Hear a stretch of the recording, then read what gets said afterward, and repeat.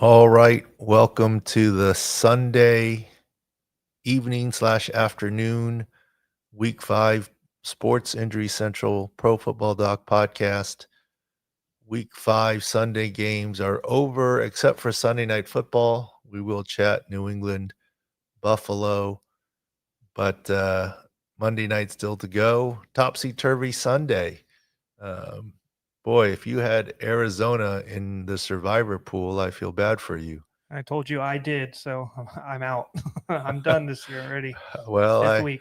I feel bad for you. That was from the goal line fumble to, and that was close hmm to the comeback. I guess that's what makes NFL great. What do you always say? The ball is not round, right? It's funny bounces. Yep. It's not round.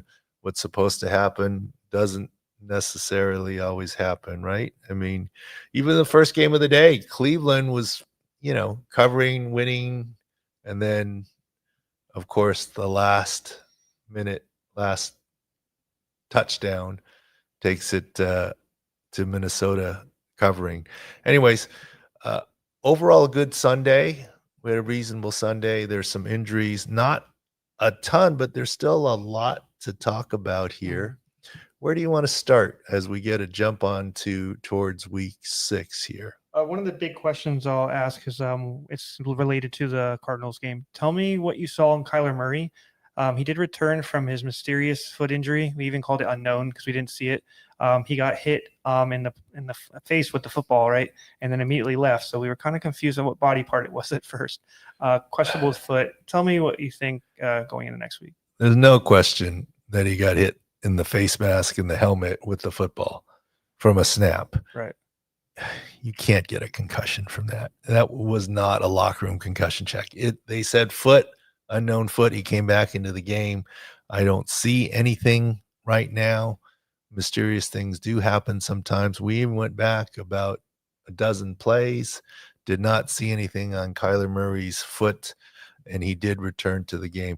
I found it a little bit unusual. They returned on 3rd and 9 or something. Yep. Usually you let the backup finish the series.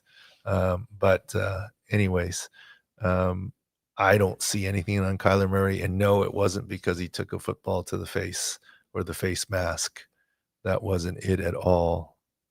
An injury that was more definitive, Doc, was the tight end, Tip Reiman. Tell me what you saw on that play. Well, they did not show replay purposely on TV. You saw the grotesque leg slash knee, but by the time the TV showed it live and we have the replay, it didn't really show the mechanism, so I don't know that we're going to speculate a lot, except know that Aircast is not good and expect him to be on IR and likely season, unfortunately. Fantasy darling recently with the Najee Harris injury. He is now the main guy in LA, the Chargers team. Tell me what you saw in the Omarion Hampton play. We had to search a little bit. We didn't Mhm. see anything at first at all. And thanks to the War Room staff, there's about 8 guys here, and they all went searching. And closest thing we found was a play where he didn't even have the ball, and he was out in the flat, and he kind of got kicked in the left ankle, Mhm. tripped and kicked, and then he left after that. Don't see a lot. He didn't finish the game. Was that score? Was that soreness? Was that pending further evaluation? Maybe. We don't right now see it as a long-term injury for Omarion Hampton. Obviously, that's big given the Chargers, who were darlings not that long ago, Mhm. now with 2 straight losses to Washington and then last week to the New York Giants. And we talked about it at the halftime show with Steve Fezzik. O-line issues. Pipkin, right tackle, came back, but then left again. Mekhi Becton came back and then left again, was in and out. So that ends up being left tackle 3 for the Chargers, given the injuries there. Right tackle 3 for the Chargers. Right guard 2/3. That's quite a burden. And uh, some sacks, some holds, some penalties on the offensive line in the second half. And the Chargers, if I'm not correct, didn't really even score in the second half, did they? I'll look for you. Real quick, I do want to mention on Kyler Murray. He did have a boot on at the end of the game. That is recent news. Okay. Yeah, the Chargers didn't even score in the second half. No, It was they got outscored 17-0. 17-0 in the second half. Steve Fezzik, the halftime play of under. And for sick picks, looking at the O-line issues, we took the Commanders Just straight up, and yeah, straight they up to win the win the game. game. They won by 17. Kyler Murray in a boot. Which foot? Do we know? No, I can Because look we don't for- really yeah, see yeah. an injury on Yeah. him. Let's not freak out about the boot. As a former team physician, many a times we put someone in a boot for swelling, edema control, pending further imaging. And sometimes players would say, I don't want to. This is Hampton. Hampton has. Hampton. I Sorry. got my wires Okay. crossed here. Hampton. Yes, Hampton. Yeah. Omarion Hampton. So game concept. Yeah. What do you see? That should be left foot. Okay. The Yeah. left What you saw ankle on the foot. play. Yeah. Yes, on the play. But that doesn't mean he's missing time. What I said about Bucky Irving midweek with crutches and a boot does not equal playing. Sunday after a game, boot, maybe even crutches, doesn't always rule someone out. Many a time as a team physician, we would put someone in a boot. They may not even want to be in the boot.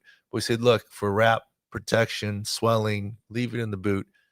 And I would say to players personally, if you walk in tomorrow feeling 100% with the boot in your hand and no limp, I'm okay with it.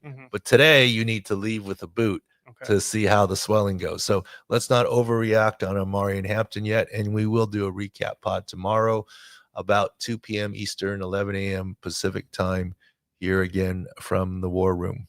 And they play the Dolphins next week, another really mangled, injured team. Like you said, Rashawn Slater out for the season, Joel out with the high ankle, Becton right guard, and Kipken. So there's a lot going on there. And maybe Hampton sits out a week, Doc, just because of that O-line's all banged up? Or do you see him just going out there because they have no Najee Harris? They kind of... Well, I think he'll want to play if he can play. I think it is to be determined. It's how much overnight swelling there is in that left ankle. But we don't see a long-term injury right now, so hopefully that will be the case. A team on a bye, the Vikings, we really harped on them this week. I know we didn't get the Browns cover, but the Vikings O-line issues are still going to carry over into after the bye, right? You're expecting J.J. McCarthy to come back week 7 after this, or is Wentz winning the job enough right now? Well, I think J.J. McCarthy will be able to come back week 7. We mentioned from the get-go, hiding behind health, smart move by the Vikings and Kevin O'Connell. J.J. McCarthy, you're not benched, but you're not 100%. Take your time. I think he's more than ready to come back after the bye in week 6. Remember, this was a 10-day European road trip. Will he? I mean, will they say the Eagles, by the way? Yeah, tough task. I mean, Carson Wentz revenge game. No, I'm just joking. I mean, that's a coaching decision. Kevin O'Connell did a really good job coaching with that offensive line. Maybe they get healthier with the bye. Of course, the center won't. Darius could get healthier. He's on a snap count in and out. Brian O'Neill might still be out. The left guard will still be out. It doesn't get much better, I guess. No, but you know, a week and a half working together makes it a lot better. It'll be interesting if they say. I doubt they're going to say, J.J. McCarthy, you're benched. Okay. It is possible that they say he's still not 100%, and we want to wait for him to be 100% and ride Carson Wentz again. I don't think he's getting benched. I think they may hide behind health some more at most. Okay. Big one. We have a Thursday night game, huge divisional battle between the Eagles and Giants. Saw Lane Johnson play through his stinger neck injury. Tell me what you saw on left guard Landon Dickerson, who I swear we talk about him all the time. I annoyed him when I interviewed him at the Super Bowl last year, but he had the knee issues. He's had the back. Tell me your thoughts on him. Well, I think the game kind of changed when he started to move out. Now, I know they were up for a little while longer, but I think the O-line wore down. Landon Dickerson's big for the Eagles O-line. And this is a short week too with the game on Thursday. They didn't. He rolled up on the left ankle, high ankle / knee variant. You know, that classic thing where we said it would be hard for him to play. He stayed on the sideline for a while, then was ruled out. If I remember correctly, the Eagles didn't really score points afterwards. I mean, they didn't score in the second half. Or later in the game anyways, and they got beat by Denver there pretty. One touchdown, that Barkley catch. It was for like one of the first plays of the third quarter, and then Oh, they didn't score okay. at all. After that, yeah. they 18 straight points by the Broncos. they come back from the Broncos. 2-pointer with Sean Payton. That was an interesting call. But yeah, Landon Dickerson on a short week makes him very iffy, and Lane Johnson still with the stinger shoulder issues. Philadelphia has proven to be a little bit vulnerable there. And the two issues they also have at linebacker was Nakobe Dean for most of the season this year. He'll miss, and then Nolan Smith now out. But they have Zadarius Smith. So it's like the riches get richer, right? You have injuries at linebacker, and then you can bring Zadarius Smith, right? And he had a sack today. So yeah, they have depth. And how about the AFC West? Just 2 weeks ago was Chargers with a runaway. Now the Chargers tied with the Broncos, and the Chiefs are 2-2 playing Monday night. They could be right back with 3-2, right back in it all. It's an interesting and it's all race. The O-line, Doc, because remember, Harbaugh's big on his O-line. He drafted Joe Alt in the first round. So you're seeing the O-line, get decimated, and the losses are coming. Next one I want to talk about in that game, Doc. You already have Malik Neighbors out for the season. Darius Slayton pulled up with a hamstring injury. On a short week, that would be tough for him to play, correct? Yeah, that hamstring for wide receiver is always tough, even in a regular week. So, which brings up Tampa. You have to be impressed with Tampa playing through injuries, what Ibuka's doing. Godwin's still not 100%. What Baker Mayfield is doing, who's on the report. Their offensive line, that's hampered, getting it done. Did you see anything Mike Evans at hamstring still might not be ready next week. No Irving. You mentioned no Irving already. No Bucky Irving for a couple of weeks at least. They're getting it done right now with the comeback victories. In that game, Seattle, they're going to have some defensive injuries going into next week, Doc. You already have Rick Woolen left the game. They were without Witherspoon and Julian Love, their safety. So next week, that's what you saw Baker do. He had 379 yards and 2 touchdowns. Taking nothing away from Baker, the coverage was lacking, and they were shorthanded in the secondary. The Seahawks were, and the -2 on interceptions, one interception and 1 fumble, -2 on turnovers. You don't win very many games when you do that. It's like in the 90s you lose when you are -2 on turnovers. Yeah. You mentioned the Chiefs. I saw Xavier Worthy on injury report with his shoulder and ankle. Your thoughts on him playing? Do you expect him to keep playing through the shoulder injury? I do expect him to keep playing through the shoulder injury. It's the same shoulder injury from week 1, ankle 2, but you saw how Worthy changes the game. They stretched the field for him. But part of it also is KC had a run attack against Baltimore's hampered defense. We were on, not against Baltimore, but pointing out Baltimore had defensive issues, which is why we liked Kansas City last week and why we loved Houston this week. More defensive issues for Houston. That was the easy laugher of the day. And, multiple levels of the Baltimore defense. But Seattle secondary is going to be one we're going to have to look very closely at this coming week. We can take some questions, but I want to get to 2 other topics looking forward here.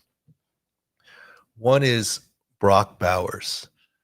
It is noteworthy that there is a report of a bone bruise from Adam Schefter. The PCL we knew about. Bone bruises can happen with PCLs. They don't always happen with PCLs. The report of a bone bruise is new and significant. People have been asking, what's wrong with Brock Bowers? Why is he still not himself and slow? Well, A, he's got a big old brace on, and the PCL doesn't heal that quickly. Yeah. And B, now we know the bone bruise. And word was that he's insisting on playing through, and more power to him. But let me tell you something. I haven't seen his MRI. I haven't examined him. But if the reports of a bone bruise are true, the only way it heals is rest. And he needed to be shut down today and likely at least next week, if not longer. Why? If you have a bone bruise, there's risk of long-term damage, and you really can't have that. He's a young guy, second-year career. He's got a great career ahead of him. He's a franchise tight end. The medical staff will have to shut him down, even if he wants to go, if he has a significant bone bruise. What is a bone bruise? It's not where you land on the bone. The best way I describe a bone bruise is articular cartilage, the surfaces are precious. Call that grass on the football field or the golf course or the putting green. And the dirt underneath is the bone. When you get a bone bruise, it is microscopically a fracture where there's edema and swelling. Compare it to an elephant stomping on the grass. When an elephant stomps on the grass, that grass might die on top unless you put up a keep off the grass sign and give it time to recover. Mm-hmm. Thus, I think that's what's safest for Brock Bowers. And look, I want him to play and play safely. He was my first round draft pick at Scott Fishbowl. I'm hanging in there because of the tight end friendly league format. I'm without him and Kittle, my first and third round pick. So yeah, it's tough. It's tough, but we got to do what's right by Brock Bowers. And that's why I think it was smart to sit this week. I mean, in retrospect, if they knew about the bone bruise, they should have shut him down earlier. That's what was my next question. So if he had initially suffered a bone bruise with the initial injury, is it better now every week, or the fact that he's not resting, nothing's really changed? They could have not seen the bone bruise the first week. I don't know. Okay. B, they could have seen the bone bruise, but the bone bruise itself has gotten worse. Mm-hmm. C, they always saw the bone bruise, but they thought it wasn't that bad and he could play through it.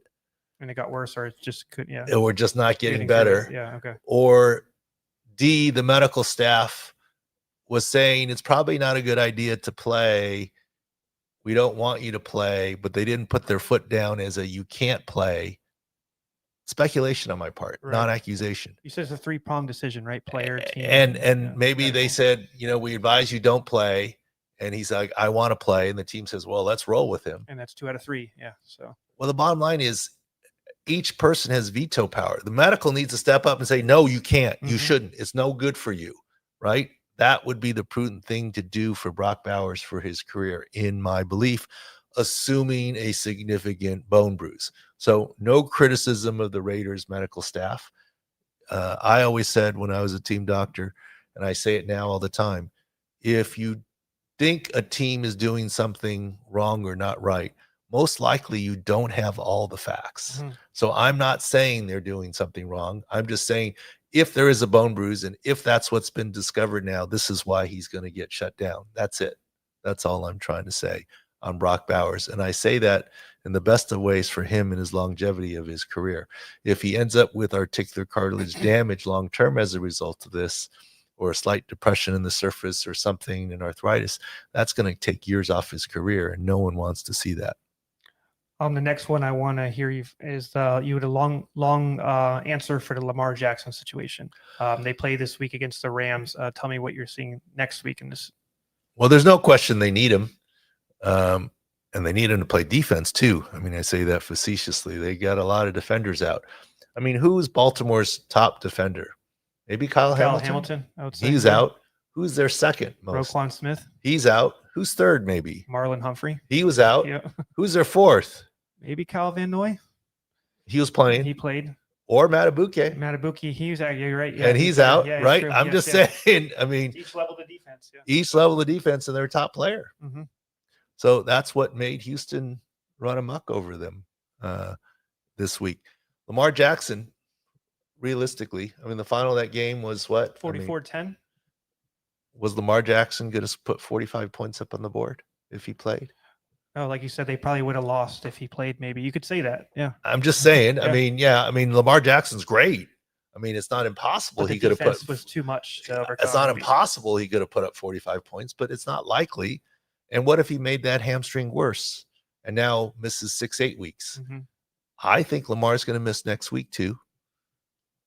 It's hard to have a 1-week hamstring and then utilize the bye.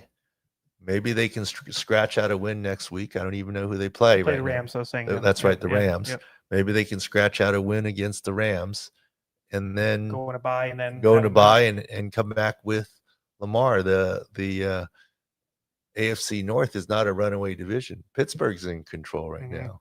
I mean, Bengals are struggling. Cleveland's struggling. Pittsburgh is ahead, but they're not necessarily, they're on a bye. They're not And necessarily the Ravens are 1-4, juggernauts. so it's like their division's not out of their hands if they can figure it out, like you're saying. Yeah. Yeah, that's the only solace there. So I think Lamar misses another week. And that's big to know. Yeah. Next one I want to talk about, Doc, is the Lion injuries. Just real quick, the last one. So Terrion Arnold left the game due to a shoulder. He had a shoulder injury a couple weeks ago, so this is a re-aggravation. You worried about him? We always say re-aggravations are not good. He left the game. Several other secondary members, Rock Ya-Sin as well. Kirby Joseph was questionable to knee, and he played. So he played through questionable. So that's some secondary issues, and Jake Browning got it together a little bit in the second half, or at least the fourth quarter. A little bit, yeah. And they play the Chiefs next. After so with those defense injuries against the Chiefs at home is an issue. Yeah. Well, that's going to be another wonderful game. Any other questions here before I tackle one final topic? Oh, real quick, just go through what you said. Everybody's asking about Worthy news instead of just making them rewind. Just tell me what you saw with the Worthy shoulder and ankle. I think the shoulder's the same. It's not 100%. He can play through, and we haven't seen anything bad on the ankle that's going to make him not play this week. And obviously, he helps Kansas City and Patrick Mahomes quite a bit. But what helped them the most was having some semblance of balance in a run game against the Ravens last week. That's what we'll see if what Jacksonville can do to stop the run. They're much healthier than the Ravens front was. Yeah, yes, they are healthier. Yeah. So that's going to be an interesting game. Very interesting game. All right. And the final one, I wanted to tackle the topic of Tyreek Hill a little bit in long form and let you guys ask questions. Mm-hmm. I have received a lot of, well, I don't know about received. I see on Twitter here and there. I don't see everything. You don't know what you're talking about. This is post-op for his walking. People drag their feet all the time. It's not this, that, the other. Look, all I'm saying is based on his mechanism of injury, the immediate worry was potential, not that there was for sure, of an arterial injury. There was not. Great news. You guys remember he had his sock and shoe off on that foot. Why? Because the doctors on the field and on the sideline were checking for a pulse and sensation in the foot. And the pulse is being the most important. That's why the shoe and sock were off on the foot when it was a knee dislocation injury. Multiple ligaments. The second part of this is I don't know of a knee dislocation with definitive surgery within the first 24 hours. That's why I keep saying there's likely a second surgery. And finally, with that mechanism of injury, the worry is the peroneal nerve on the outside back of the knee. And that's the area that got stretched. We talked about the posterolateral corner. And Tyreek Hill's self-posted Snapchat video of him walking, great that he's walking, great attitude, visited the team, kudos to him on all of that. He has a nerve injury, period, by the way that he walks. Is the nerve severed? No, not likely. Is it stretched where it's not functioning normally? Yes. Peroneal nerve palsy. You will see him in the future with an AFO, which is an ankle foot orthosis, a piece of plastic or a spring or something to help lift his ankle and toes up to clear as he walks. This is like Alex Smith had? Alex Smith had one of those, but this is a different injury than Alex Smith. No, but just the AFO, yeah. It's what Jalen Smith had and played with for a while. Yep. Very similar injury to Jalen Smith in terms of the peroneal nerve. Yeah. That's all I'm saying. Now, nerve recovery is variable. Is it possible it recovers in a few weeks? It's possible. Not saying likely. Possible. Don't know. But this makes it an even higher bar to return to play in 2026. And quite honestly, I've said from the get-go, this is a career-threatening injury. I don't wish it to be career-ending. I'm not trying to be right. But at the age of 31, 32, multiple ligaments. Look at Nick Chubb today. He had an okay game. Houston won. But that's not Nick Chubb. Ravens defense as well, but yeah. Yeah, right, yeah. But, I mean, Woody Marks looked a little more dynamic to me. He had 11 carries for 61, a touchdown, 27-yard carry, for a touchdown for Chubb, yeah. Yeah, I mean, that's a good outing. Good for him. But I argue that's still not Nick Chubb of old. And enough said. Tyreek Hill, wish him the best. He has a nerve injury for sure. And I appreciate his agent doing his job. Oh, he's going to be fine for 2026. It was just the one and only surgery, right? That's the agent doing his job. As we said before, the same agent who was doing his job when he, quote, told the world he tricked the Buffalo Bills into drafting Willis McGahee with the phone call on draft day. And Drew Rosenhaus we're talking about. Yeah. But I like Drew. He's doing his job. If I had a son who was in the NFL, I think Drew Rosenhaus is a great agent. He's doing his job. Yep. And look, I'd be happy to discuss it in a gentlemanly way, but Drew Rosenhaus certainly has fired and said, this is the one and only surgery that he needs. I'm saying I don't believe it, but maybe it's the one and only surgeries the doctors are indicating right now. I don't know what it is, but with much respect to Mr. Rosenhaus, I would love to hear from him why his client Tyreek Hill doesn't have a nerve injury and a discussion about it. But I don't think that's coming. I want to mention on Chubb too. Chubb actually was also the same thing. I remember they said it was an isolated MCL and they said it was just one surgery and it ended up being multiple surgeries as well. ACL, MCL, multiple ligaments torn in that. So maybe it's just the initial, what they try to do, one surgery, make it less than it is. We talk about coach speak all the time. Right. All right. There's agent speak. Yes. There's spin. And look, we don't do injury reporting. We do injury analysis. So we're happy to say what people have been saying, but we're giving you analysis. And I'd gladly be wrong and have Tyreek Hill be ready for start of 2026. But in any case, the way his contract is structured, it won't be with the Dolphins. Last one. This is the most questions I've ever seen about a kicking injury, Doc. Okay. The Colts catcher, Spencer Shrader. Is he out for the season? What's his injury? All those questions are being asked right now. It looks like an MCL sprain, which is a tear. It's on his kicking leg. And everyone kicks soccer style nowadays. Not exactly soccer style, but there's no straight on kickers. Yes, yeah. It stresses your MCL when you impact the ball. He's going on IR at least. He's done for multiple weeks. IR. The Colts will need a new kicker. Will he be back this season? To be determined. Maybe. I would even say probably. But the question is when. Back half of the season. He's out minimum 4 weeks if it's mild. Could be 6-8 if it's moderate. Could be longer than that if severe. And kicking is kind of crazy too. I feel like if you had a backup kicker that went like 12 for 12 when Shrader was out, do you bring Shrader back if you think he's not 100% or less than 100%? Well, the other thing that's tricky about kicking, yes, the punter in an emergency, and maybe there's a Wes Welker guy who could kick a little bit, but there's only one of them. So they have to be entirely healthy, etc. Real quick, I added Worthy. That's why people are asking. Apparently, he mentioned that his ankle swelled up today on the flight. Who's this? Xavier Worthy. Okay. That's why there's a lot of questions about the ankle. What does that mean? He did have the ankle injury later in the game. He said we didn't see much on it, but if it's swelling so late, so close to the game, what's the problem there? Well, I mean, I don't know if he had a compression wrap on it when the flight happens. With the pressure changes, swelling can happen. But Rick Burkholder and the quality medical staff of the Chiefs will work to reduce the swelling. Like I said, I would be surprised if he doesn't play on Monday, even with that information. Okay. All right. Anything else? Just go to sixscore.com. Insights are loaded up there constantly. Pipkins, all the offensive line for the Chargers, Kyler Murray, etc. Doc, sick pick strong as well today. Whiteout game tonight, right? Yes. For Buffalo. The Buffalo, yes, yeah. I think it'd be fun to have a whiteout game in the snow. Yeah. I don't know. I'm just joking. Can't see anybody. Yeah. Can't see anyone. They'll be hidden. Yeah.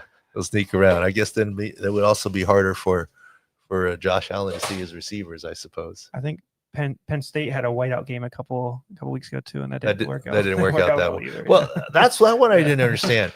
It was a whiteout game. What color were Penn State's uniforms? Blue. Right? The tops were blue. Yeah.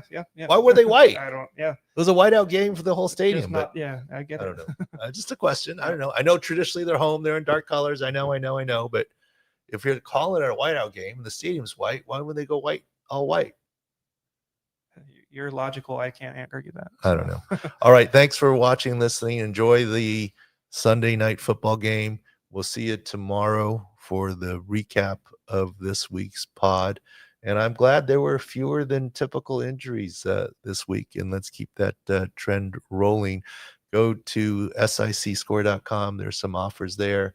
You can put in PFDX for special offers and other things. The season-long winning guarantee is still there. If you purchase the package, and Sick Picks does not have a winning NFL season against Sunday number and sides with against the points on Sundays, closing lines, you get your money back there. All right. Thanks for listening and watching, and have a good rest of the